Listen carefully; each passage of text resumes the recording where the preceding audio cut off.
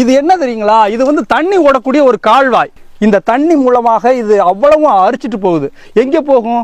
கம்மாய்க்கு போகும், கடலுக்கு போகும், இப்படி வயல்களுக்கு போகும், ஊருணிக்கு போகும். இப்படி கால்வாய் முழுக்க தமிழ்நாட்டில் இருக்கக்கூடிய அனைத்து கால்வாய்களுடைய நிலைமையும் இதுதான். இது விவசாயிகளை மட்டுமல்ல, கால்நடைகளையும் பாதிக்கிறது, வாயில்லா ஜீவன்களையும் பாதிக்கிறது. இதற்கு அரசு வெகு விரைவில் ஏதாவது ஒரு கொண்டு வரணும். இவ்வளவு விஞ்ஞான வளர்ச்சி நம்ம பண்ணிட்டோம், மிகப்பெரிய அளவில் உலகம் வளர்ந்துருச்சு. 2025 சுவிட்சை போட்டா தண்ணி வருது, சுவிட்சை போட்டா நெருப்பு எரியுது, ராக்கெட்டை பூமிக்கு அனுப்புறோம், செவ்வாய் கிரகத்தில் அதை தேடுறோம், இதை தேடுறோம். என்ன மண்ணாங்கட்டியை தேடி என்ன பண்ண? பூமியை பார்த்துக்க முடியல. நம்ம பூமி இன்னொரு 100 வருஷத்துல மனிதர்கள் வாழக்கூடிய அருகதை அற்ற ஒரு பூமியா மாறப்போகுது.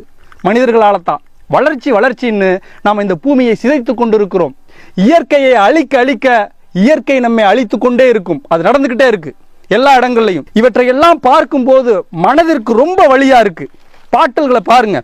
அதாவது ஒரு கிராமத்தில் மட்டுமே 1,00,000 பாட்டில்களை நான் பிறக்கி இருக்கிறேன். அப்ப தமிழகம் முழுக்க பாருங்க எவ்வளவு லட்சக்கணக்கான பாட்டில்கள் கிடைக்கணும். எனவே இதை அனைவருக்கும் பகிருங்கள். அரசியல்வாதிகள் இவற்றில் கவனம் செலுத்துங்கள். உச்ச நீதிமன்றம் கடுமையான நடவடிக்கைகளை எடுக்க சொல்லி அரசுக்கு உத்தரவிடுங்கள். அரசியல்வாதிகளுக்கும் நம்மை ஆளக்கூடியவர்களுக்கும் இந்த காணொளி போய் சேரணும்.